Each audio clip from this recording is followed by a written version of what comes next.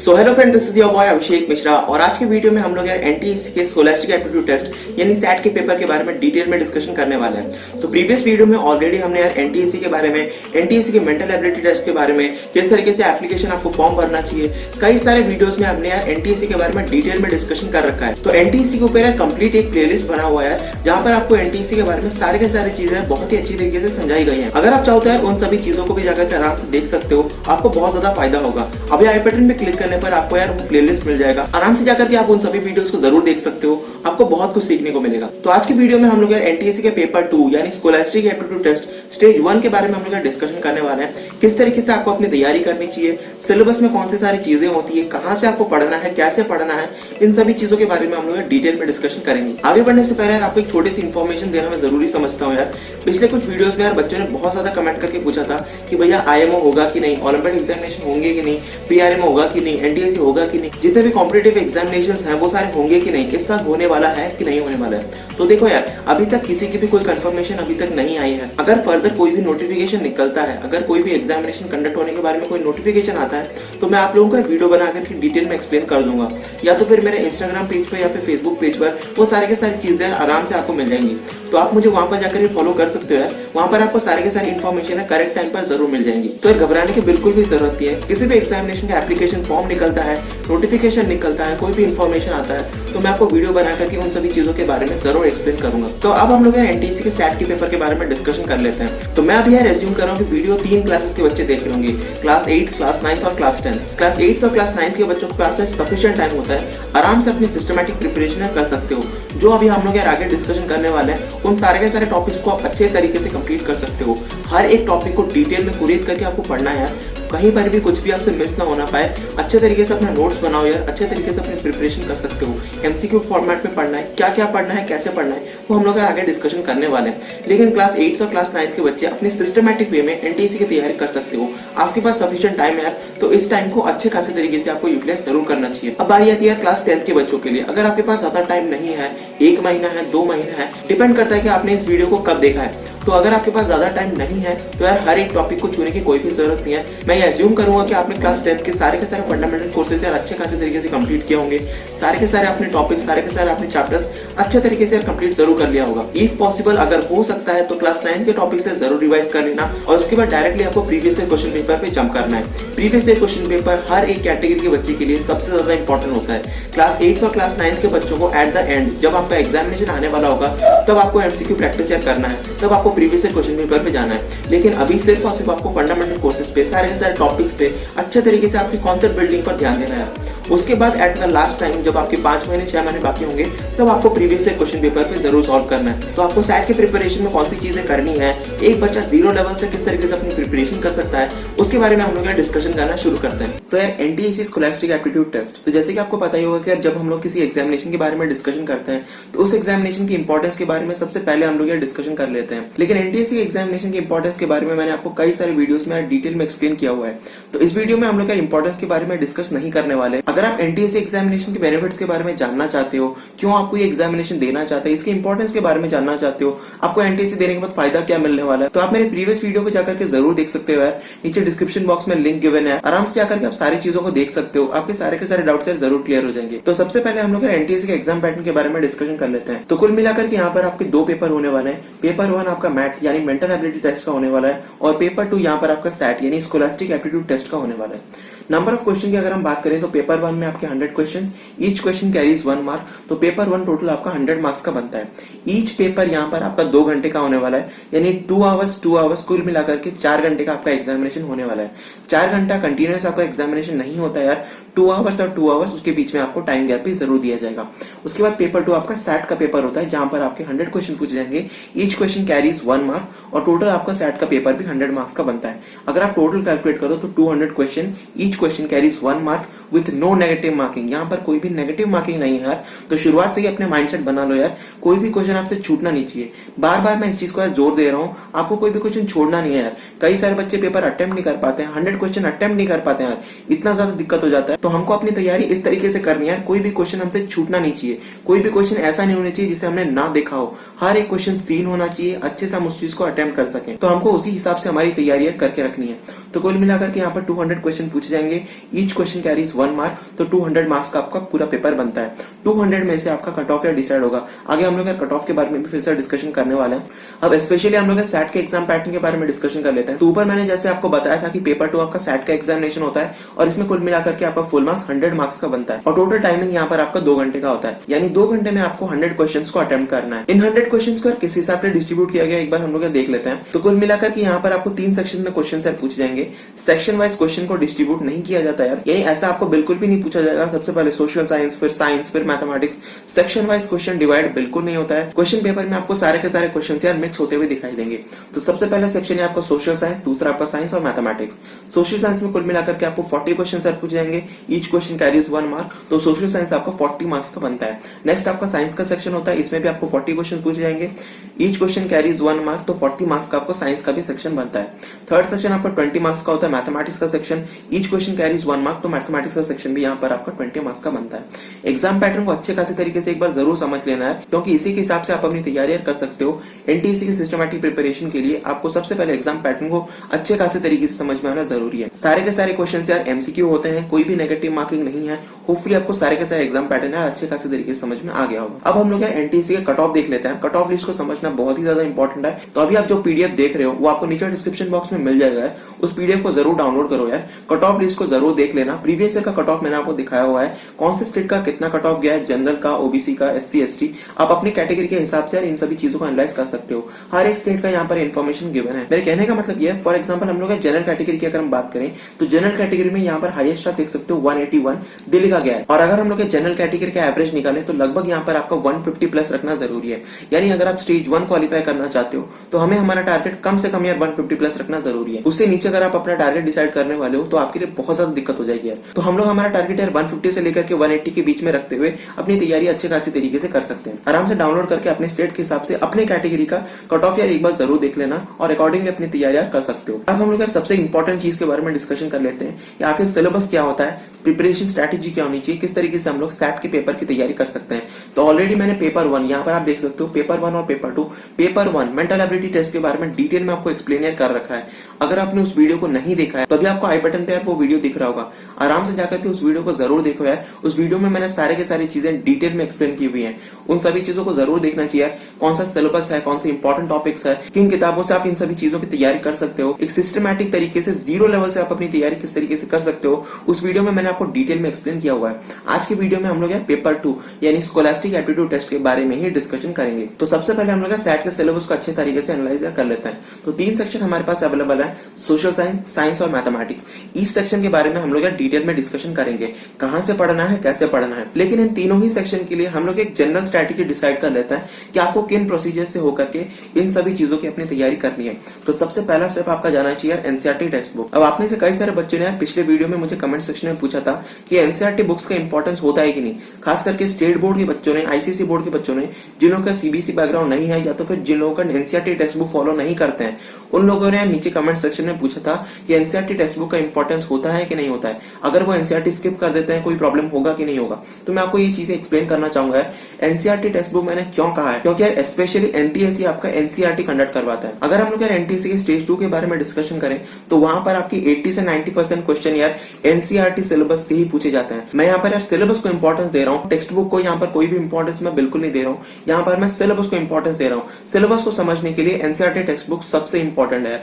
Syllabus में कौन सी चीजें हैं, कौन सी चीजें नहीं है, अब हम लोग डिस्कशन कर लेते हैं। होपफुली आपको चीजें समझ में आ रही होंगी यार क्यों मैंने एनसीईआरटी टेक्स्ट बुक को एम्फसाइज किया है। अगर आप स्टेट बोर्ड ही हो, आईसीएसई बोर्ड के हो, तो आपको क्या करना चाहिए वो हम लोग आगे डिस्कशन कर लेंगे। सबसे पहले आपको एनसीईआरटी टेक्स्ट बुक को अच्छे खासे तरीके से कंप्लीट करना है। अगर आप आईसीएसई बोर्ड से हो, स्टेट बोर्ड को बिलोंग करते हो, तो आपको टेंशन लेने की जरूरत नहीं है यार, सारे के सारे एनसीईआरटी टेक्स्ट बुक है फ्री में अवेलेबल है ऑनलाइन पर, आसानी से आप जाकर के डाउनलोड यार कर सकते हो। अगर आपको नहीं पता किस तरीके से डाउनलोड करना है, नीचे डिस्क्रिप्शन बॉक्स में एक लिंक बने हैं, वहां पर जाकर के आराम से आप डाउनलोड कर सकते हो यार, आसानी से फ्री में सारे के सारे किताबें आपको मिल जाएंगी, सारे के सारे चैप्टर्स, सारे के सारे किताबें हर एक क्लास के एनसीईआरटी टेक्स्ट बुक ऑनलाइन पर अवेलेबल है। अगर आपको नहीं समझ में आता है तो नीचे कमेंट सेक्शन में जरूर बताना है, इस चीज के ऊपर मैं डिटेल में आपको वीडियो बना करके जरूर एक्सप्लेन कर दूंगा, क्योंकि यार कई सारे बच्चे ऐसे होते हैं जिन लोगों को एनसीईआरटी टेक्स्ट बुक डाउनलोड करने में बहुत ज्यादा दिक्कत आ जाती है। तो नीचे कमेंट सेक्शन में जरूर बताना है, अगर आपको कहीं पर भी कोई भी प्रॉब्लम आती है तो मैं आपको डिटेल में एक्सप्लेन जरूर करूंगा। उसके बाद आपका नेक्स्ट स्टेप जाता है चैप्टर वाइज एमसीक्यू क्वेश्चंस पे। यहाँ पर आपको हर एक सेक्शन यानी सोशल साइंस, साइंस और मैथमेटिक्स के हर एक चैप्टर के एमसीक्यू क्वेश्चन सॉल्व करना इंपॉर्टेंट है। आप कहां से करते हो, कैसे करते हो, उसके बारे में हम लोग आगे डिस्कशन करने वाले हैं। आप कोई स्टडी मटेरियल फॉलो करते हो, किसी कोचिंग सेंटर का स्टडी मटेरियल ले लेते हो, या तो फिर कोई बुक फॉलो करते हो, किसी भी तरीके से आपको एमसीक्यू फॉर्मेट में अपनी तैयारी जरूर कर लेनी है। उसके बाद हमारा नेक्स्ट स्टेप जाता है, आइदर आप मॉक टेस्ट या फिर सैंपल पेपर के लिए जा सकते हो, या तो फिर आप डायरेक्टली प्रीवियस ईयर क्वेश्चन पे जंप कर सकते हो। ये दोनों ही चीजें बहुत ही ज्यादा इंपॉर्टेंट है। अगर आप टेस्ट सीरीज ज्वाइन करना चाहते हो, किसी कोचिंग सेंटर का टेस्ट सीरीज ज्वाइन करना चाहते हो, ज्वाइन जरूर कर सकते हो यार, लेकिन मैं यहाँ पर प्रीफर करूंगा कि सबसे पहले आपको प्रीवियस ईयर क्वेश्चन पेपर जरूर कर लेना चाहिए। सैट के प्रीवियस ईयर क्वेश्चन पेपर आपको जरूर सॉल्व करना चाहिए यार। मैट के, सैट के, किसी भी एग्जामिनेशन की अगर आप तैयारी करते हो तो प्रीवियस ईयर क्वेश्चन पेपर पे जंप करना आपके लिए बहुत ही ज्यादा बेनिफिशियल होगा। तो सबसे पहले हम लोग सोशल साइंस के बारे में डिस्कशन कर लेते हैं। तो सोशल साइंस में सबसे पहले हम लोग हिस्ट्री के बारे में डिस्कशन कर लेते हैं। क्लियर कट में आपको समझाने की कोशिश करूंगा। क्लास 9th और क्लास 10th की सोशल साइंस अच्छे खासे तरीके से कंप्लीट कर जाओ यार, ये स्पेशली बहुत ही ज्यादा इंपॉर्टेंट है। अगर आप इन सभी टॉपिक्स को अच्छे खासे तरीके से कंप्लीट कर लेते हो तो ज्यादातर आपकी प्रिपरेशन ऑलरेडी हो चुकी है। आप में से कई सारे बच्चे पूछेंगे कि भैया क्लास 6, क्लास 7, क्लास 8 इन सभी टॉपिक्स का इंपॉर्टेंस होता है कि नहीं, ancient history, medieval history, modern history, उन सभी टॉपिक्स पर आपको जाना है कि नहीं जाना है। अगर आपका बेस फंडामेंटल कॉन्सेप्ट अच्छे तरीके से क्लियर है तो उन सभी चीजों पर आपको जाने की कोई भी जरूरत नहीं है। अगर आपके पास अच्छा खासा टाइम नहीं है तो उन सभी चीजों पर आपको जाने की कोई भी जरूरत नहीं है। आप सिर्फ और सिर्फ क्लास 9th और क्लास 10th पर ही आपको फोकस करना है। अगर आप क्लास 10th के बच्चे हो, आपके पास सिर्फ और सिर्फ 6 महीने 7 महीने बाकी हैं, तो अच्छे खासे तरीके से सिर्फ और सिर्फ क्लास 9th और क्लास 10th इन दोनों सिलेबस को अच्छे खासे तरीके से कंप्लीट कर लो यार। अगर आपके पास अच्छा खासा टाइम है, अगर आप क्लास 8th के बच्चे हो, क्लास 9th के बच्चे हो, तो हो सके तो यार क्लास 6, क्लास 7, क्लास 8 इन सभी टॉपिक्स को भी अच्छे खासे तरीके से कंप्लीट कर लो। ज्यादा टाइम बिल्कुल भी नहीं लगता है, बहुत ही आसानी से 1 महीने के अंदर तीनों की तीनों क्लासेस आसानी से आप कंप्लीट कर सकते हो यार। सारे के सारे टॉपिक्स को पढ़ने में ज्यादा टाइम बिल्कुल भी नहीं लगता, क्योंकि ये सारे के सारे टॉपिक्स ऑलरेडी आपने पढ़ रखे हैं। अगर आपके पास टाइम है तो जा सकते हो, नहीं है तो क्लास 9th और क्लास 10th को अच्छे खासे तरीके से जरूर कंप्लीट कर लो। तो यहाँ पर आपको सारे के सारे टॉपिक्स दिख रहे होंगे, ये मैंने एनसीईआरटी टेक्स्ट बुक से उठाया है। जैसे कि आप देख सकते हो, सबसे पहले हम हिस्ट्री की बात करें तो यहाँ पर आपको French revolution, socialism in Europe and Russian revolution, Nazism and rise of Hitler आ जाता है, फॉरेस्ट सोसाइटी एंड कम्युनिज्म। तो ये सारे के सारे टॉपिक्स आप आसानी से एनसीईआरटी के टेक्स्ट बुक में आपको मिल जाएगा। इन सारे के सारे टॉपिक्स को अच्छे खासे तरीके से कंप्लीट कर लो यार। अगर आप आईसीएसई बोर्ड या तो फिर स्टेट बोर्ड के हो तो इन सभी टॉपिक्स को नोट डाउन करो। अगर आपके सिलेबस में, आपके टेक्स्ट बुक में इन सभी चीजों के बारे में गिवन है तो वहां से आप अपनी तैयारी कर सकते हो। तो अच्छे खासे तरीके से इन सभी टॉपिक्स पर अपनी पकड़ जरूर बना लेना। उसी तरीके से यार आपकी ज्योग्राफी की किताब आ जाती है, कॉन्टेम्परेरी इंडिया पार्ट 1। आपको यहाँ पर इंडिया साइज एंड लोकेशन आ जाता है, physical feature of India, drainage, climate, natural vegetation and wildlife आ जाता है, पॉपुलेशन आ जाता है। तो अच्छे खासे तरीके से इन सभी टॉपिक्स की पर तैयारी कर सकते हो। उसके बाद आपकी पॉलिटिकल साइंस यानी सिविक्स की बारी आ जाती है। यहाँ पर आपकी टेक्स्ट बुक होती है डेमोक्रेटिक पॉलिटिक्स पार्ट 1। यहाँ पर आप देख सकते हो what is democracy, why is democracy, constitution design, electoral politics आ जाता है, वर्किंग ऑफ द इंस्टीट्यूशन आ जाता है। इस तरीके से हर एक टॉपिक को आपको कवर करते हुए जाना है। अगर हम इकोनॉमिक्स की बात करें, people as a resources, people as a challenge, food security in India, तो इन सभी चीजों पर आपको फोकस जरूर कर लेना है। हर एक टॉपिक को अच्छे खासे तरीके से जरूर एनालाइज करते हुए आपको पढ़ना है। यहाँ पर आपको मैं इमेज दिखा देता हूँ यार, ये आपकी हिस्ट्री की टेक्स्ट बुक होती है, आपकी कॉन्टेम्परेरी इंडिया यानी ज्योग्राफी की बुक होती है। यहाँ पर आप वीडियो पॉज करके इन सभी चीजों को आराम से देख सकते हो। ये आपकी पॉलिटिकल साइंस की बुक होती है, ये आपकी इकोनॉमिक्स की किताब होती है। मैं आपको किताब क्यों दिखा रहा हूँ यार, अगर आप खरीदने के लिए जाते हो, अगर आप फर्दर स्टडीज के लिए इन किताबों को यूज करना चाहते हो तो गलत किताबों पर बिल्कुल मत जाना। ये आपके ऑफिशियल एनसीईआरटी टेक्स्ट बुक है, एक बार जरूर देख लेना है। गलत किताबों को फॉलो करोगे तो हो सकता है कंफ्यूजन हो जाए। तो अगर आप एनसीईआरटी बुक फॉलो करना चाहो तो इन सभी किताबों को फॉलो कर सकते हो। ये आपकी हिस्ट्री की बुक हो जाती है, ज्योग्राफी, पॉलिटिकल साइंस और इकोनॉमिक्स। उसी हिसाब से आपको 10th की भी कवर करनी है।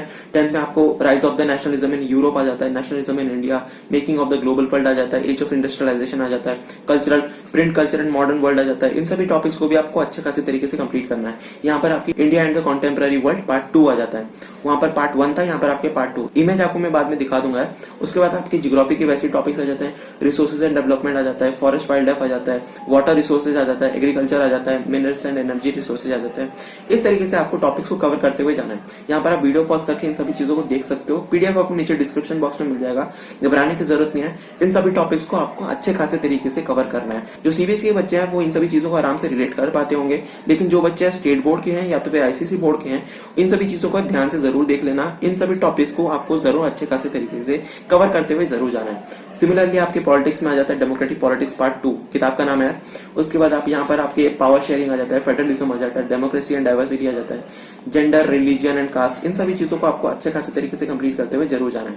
उसके बाद इकोनॉमिक्स में सिमिलरली आपके development sector of the Indian economy, money and credit, globalization and Indian economy, consumer right आ जाता है। इन सभी चीजों पर आपको फोकस करते हुए जरूर जाना है। कवर किस तरीके से करना है, अच्छे खासे तरीके से इन चीजों के नोट्स अगर आपने बनाए होंगे अच्छी बात है यार। नोट्स अगर नहीं बनाए होंगे, अगर आपके पास टाइम है तो नोट्स जरूर बना लेना है। अगर आपके पास टाइम नहीं है तो सिर्फ और सिर्फ इनके कॉन्सेप्ट को जरूर पढ़ लो और उसके बाद एमसीक्यू क्वेश्चन पे जंप करो। एमसीक्यू क्वेश्चन के लिए कौन से किताबें आप फॉलो कर सकते हो वो हम लोग बाद में डिस्कशन करने वाले हैं। तो यहाँ पर आप आराम से देख सकते हो, ये आपकी हिस्ट्री की किताब है, ये आपकी क्लास 10th की ज्योग्राफी की बुक है, उसके बाद ये आपके पॉलिटिकल साइंस की बुक है और ये आपकी इकोनॉमिक्स की किताब है। होपफुली आप इन सभी चीजों को रिलेट कर पाते होगे। पीडीएफ में सारे की सारी चीजें गिवन है, आसानी से आप बाद में इन सभी चीजों को देख सकते हो। ठीक है। सिमिलरली हम लोग साइंस की बात करें तो साइंस में बहुत ज्यादा इंपॉर्टेंस हो जाता है। आप फिजिक्स, केमिस्ट्री, बायोलॉजी पार्टीशन करके पढ़ना चाहते हो पढ़ सकते हो। अगर आप एक ही साथ में पढ़ना चाहते हो वो भी कर सकते हो यार, क्योंकि क्लास 9th और क्लास 10th में ज्यादा डिफरेंस होता नहीं है। आप इन सभी चीजों को एक साथ पढ़ते हो कोई फर्क नहीं पड़ेगा, आप इन चीजों को डिवाइड करते हुए पढ़ोगे कोई भी फर्क नहीं पड़ेगा। तो क्लास 9th में आपके टॉपिक्स कौन से हैं? Matter in our surrounding, is matter around us pure, उसके बाद atom and molecule, structure of atom, fundamental units of life, tissue, diversity of organism, उसके बाद मोशन आ जाता है, force and laws of motion आ जाता है, उसके ग्रेविटेशन आ जाता है, उसके बाद वर्क एनर्जी आ जाता है, साउंड आ जाता है। तो इन सभी चीजों को आपको अच्छे खासे तरीके से कंप्लीट जरूर करना है। 15 टॉपिक्स यार अच्छे खासे तरीके से कंप्लीट करो। Why do we fall in एक बहुत ही इंपॉर्टेंट टॉपिक है, बहुत सारे क्वेश्चन जिसमें से पूछे जाते हैं। डेप्थ में आपको इन सभी चीजों को कवर करते हुए जरूर जाना है। तो ये आपकी साइंस की किताब आ जाती है, आपको दिख रहा होगा यहाँ पर, आराम से आप वीडियो पॉज करके देख सकते हो। जो स्टेट बोर्ड के बच्चे हैं इन सभी चीजों को देख लो यार। इस तरीके से अगर आप किताब खरीदना चाहो तो ले सकते हो। उसके बाद आपके क्लास 10th के टॉपिक्स आ जाते हैं, chemical reaction and equation, acid basis, salt, metal and non metal, carbon and its compound, periodic classification and element, life processes, control and coordination. इस तरीके से आप इन सभी चीजों को भी अच्छे खासे तरीके से कंप्लीट कर सकते हो। आपको इन टॉपिक्स को पढ़ना है, उसके बाद एमसीक्यू क्वेश्चन सॉल्व करना है। अगर आप अच्छे खासे तरीके से एमसीक्यू क्वेश्चन बना लेते हो तो आपकी अच्छे खासी तैयारी हो जाएगी। टॉपिक्स को बताने के लिए कौन से टॉपिक्स इंपॉर्टेंट है नहीं है, इस पीडीएफ को मैंने डिजाइन किया हुआ है यार, आराम से जाकर के इन सभी चीजों को स्टडी कर सकते हो। क्लास 10th का साइंस का किताब यार इस तरीके से दिखता है, आप आराम से डाउनलोड कर सकते हो। उसके बाद हम लोग मैथमेटिक्स के बारे में डिस्कशन कर लेते हैं। तो सिमिलरली आपको क्लास 9 से शुरुआत करनी चाहिए। तो मैथमेटिक्स में स्पेशली सिर्फ और सिर्फ एनसीईआरटी को कवर करना है बिल्कुल भी सही तरीका नहीं होता, उसके लिए एक्स्ट्रा किताब की जरूरत पड़ती है। तो आप आरडी शर्मा के लिए जरूर जा सकते हो यार। क्लास 9 के टॉपिक्स आप देख सकते हो, number system, polynomial, coordinate geometry आ जाता है, लीनियर इक्वेशन, 2 वेरिएबल आ जाता है, यहाँ पर आपके यूक्लिड ज्योमेट्री आ जाता है, लाइन एंड एंगल, उसके बाद triangle, quadrilateral, area of the parallelogram triangle. इन सभी चीजों को आपको कवर करना इंपॉर्टेंट है। आरडी शर्मा और एनसीईआरटी आपको दोनों कवर करना इंपॉर्टेंट है, क्योंकि यार एनसीईआरटी में आपके फाउंडेशन क्वेश्चन होते हैं और यहाँ पर आपके कई सारे हायर लेवल के क्वेश्चन बनाए जाते हैं। आपकी अच्छी खासी प्रैक्टिस हो जाए, इसलिए आरडी शर्मा की पकड़ होनी है जरूरी है। तो आरडी शर्मा अगर आपके पास टाइम है तो अच्छे खासी तरीके से आरडी शर्मा को जरूर कंप्लीट कर लेना। और उसके बाद आपके क्लास 10th के टॉपिक्स आ जाते हैं, real numbers, polynomials, pair of the linear equation and 2 variables, quadratic equation, arithmetic progression. इस तरीके से आपको क्लास 10th के भी सारे के सारे टॉपिक्स अच्छे खासे तरीके से कंप्लीट करना है। Statistics, probability, number of question पूछे जाते हैं स्टैटिस्टिक्स एंड प्रोबेबिलिटी से, तो इसकी अच्छे खासी प्रैक्टिस यार जरूर कर लेना। खासकर फॉर्मुला बेस्ड क्वेश्चन और कई सारे पूछे जाते हैं, तो स्टैटिस्टिक्स के अच्छे खासे तरीके से अपनी प्रिपरेशन जरूर कर लेना। क्वेश्चन के बेसिक फंडामेंटल्स आपको एनसीईआरटी में मिल जाते हैं। नंबर ऑफ क्वेश्चन प्रैक्टिस करने के लिए आरडी शर्मा बहुत ही ज्यादा इंपॉर्टेंट है। तो दोनों ही किताबों को अगर आपके पास टाइम है तो जरूर कंप्लीट कर लेना, आपके लिए बहुत ज्यादा फायदा होगा। 20 में से 20 क्वेश्चंस अगर आप सही कर लेते हो तो आपको बहुत ज्यादा एडवांटेज मिल जाएगा, क्योंकि हम लोग हमारा टारगेट यार 150 से 180 के बीच में रखते हैं। तो ये सारे के सारे टॉपिक्स है स्कोरिंग टॉपिक्स है, कम मेहनत में ज्यादा आउटपुट होता है। इनपुट आउटपुट का रेशियो काफी ज्यादा हाई होता है मैथमेटिक्स में। तो अगर आप चाहो तो इन सभी टॉपिक्स को बहुत ही आसानी से कंप्लीट कर सकते हो। तो मैंने आपको सिलेबस में कौन सी चीजें हैं और आपको कौन सी किताबें फॉलो करनी है उन सभी चीजों के बारे में डिटेल में एक्सप्लेन कर दिया। तो यहाँ पर आप देख सकते हो यार एनसीईआरटी एक्सप्लोरर जो एमटीजी की बुक आती है, अगर आप चाहो तो इन किताबों को फॉलो कर सकते हो। उसके बाद आरएंड की बुक आ जाती है, पर्सनली ये मेरी फेवरेट थी। यहाँ पर आपको कई सारे टॉपिक्स डिटेल में एक्सप्लेन किया हुआ है यार। Topic wise chapter wise MCQ question यार गिवन है। सारे के सारे टॉपिक्स मैट के और सैट के कंबाइन में सारे के सारे क्वेश्चन यार गिवन होते हैं। काफी मोटी बुक है यार, आराम से आपको कवर करने में टाइम लगेगा। अगर आप इनिशियल फेज में हो, अपनी तैयारी अभी भी शुरू कर रहे हो, अगर आपके एग्जामिनेशन को टाइम है तभी आप इस किताब को जा सकते हो। अगर आपके एग्जामिनेशन को ज्यादा टाइम नहीं है तो इस किताब पर यार बिल्कुल मत जाना, काफी मोटी किताब है, खत्म नहीं कर पाओगे, कंफ्यूज हो जाएगा। उसके बाद सिमिलरली आप दूसरी किताबों पर भी जा सकते हो। यहाँ पर आर्यन की दूसरी किताब आ जाती है, दिशा पब्लिकेशन पर भी जा सकते हो। ये सारे कई सारे इंपॉर्टेंट बुक्स होते हैं, इनमें से कोई भी एक ले सकते हो यार, सारी की सारी किताबें खरीदने की जरूरत नहीं है। मैं प्रेफर करूंगा कि यार एमटीजी या फिर आर्यन में से कोई भी ले सकते हो। मैंने आर्यन की किताब को पर्सनली फॉलो किया हुआ है, तो अगर आप चाहो तो इस किताब को फॉलो कर सकते हो। काफी डिसेंट बुक यार, बहुत सारे टॉपिक्स इसमें अच्छे से एक्सप्लेन किया हुआ है, प्रीवियस ईयर क्वेश्चन पेपर भी यहाँ पर आपको मिल जाएगा। तो इस तरीके से हमने सारे के सारी चीजों के बारे में डिटेल में यहाँ पर हमने डिस्कशन यार कर लिया। सो होपफुली आपने सारे के सारी चीजों को अच्छे खासे तरीके से जरूर देखा होगा, सारे के सारे कॉन्सेप्ट, सारे के सारे टॉपिक्स को जरूर नोट डाउन किया होगा।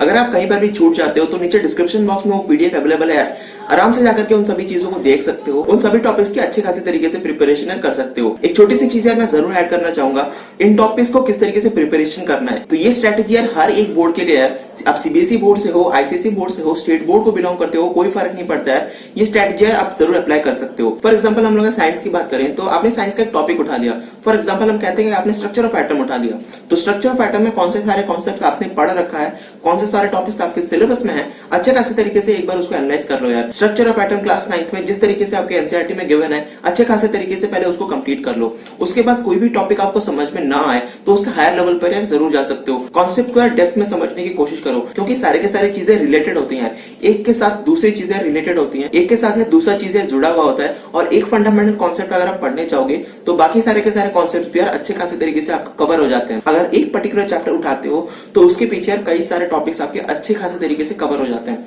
आपकी स्ट्रेटेजी किस तरीके से होती है, किस तरीके से आप पढ़ सकते हो, कितना आपके पास टाइम है, उसके ऊपर डिपेंड करता है कि आप अपनी किस तरीके से प्रिपरेशन कर सकते हो। अब हम लोग प्रीवियस ईयर क्वेश्चन पेपर के बारे में डिस्कशन कर लेते हैं। तो एनटीएससी के प्रीवियस ईयर क्वेश्चन पेपर यार बहुत ही ज्यादा इंपॉर्टेंट है यार, आपको एनटीएससी के प्रीवियस ईयर क्वेश्चन पेपर जरूर सॉल्व करना है। अगर आपके पास 5 महीने बाकी हैं, 6 महीने बाकी हैं, तो previous year question paper solve करना जरूर शुरू कर दो। 2-2 घंटे की सिटिंग लेकर के अपने मेंटल एबिलिटी टेस्ट यानी मैट के पेपर की तैयारी करो, 2 घंटे बैठ करके अपनी सैट की प्रिपरेशन करो। अच्छे खासे तरीके से आपको जरूर एग्जाम देना चाहिए यार, हर 2 दिन में, हर 3 दिन में एक पेपर आपको जरूर अटेम्प्ट करना चाहिए। इससे आपकी एक्यूरेसी यार इंप्रूव हो जाएगी।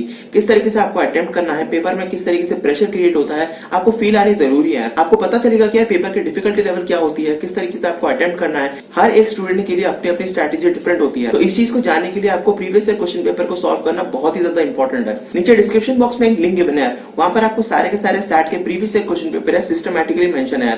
प्रीवियस ईयर के सिर्फ और सिर्फ सैट के क्वेश्चंस यार गिवन है, सैट के क्वेश्चंस और उसके सॉल्यूशंस एक ही पेज में सारे के सारे क्वेश्चन पेपर आपको गिवन होंगे यार, आराम से जाकर के आप तैयारी यार कर सकते हो। जरूरी नहीं है कि आप सिर्फ और सिर्फ अपने ही स्टेट के क्वेश्चन पेपर यार सॉल्व करो, आप चाहो तो यार दूसरे स्टेट्स के क्वेश्चन भी जरूर देख सकते हो, वहां पर कौन से क्वेश्चन पूछे गए हैं, डिफिकल्टी लेवल क्या है, आपकी तैयारी के लिए सारे के सारी चीजें यार बहुत ही ज्यादा हेल्पफुल होंगी। तो इस तरीके से हमने यार एनटीएससी के सैट के पेपर के बारे में बहुत ही डिटेल में डिस्कशन कर लिया।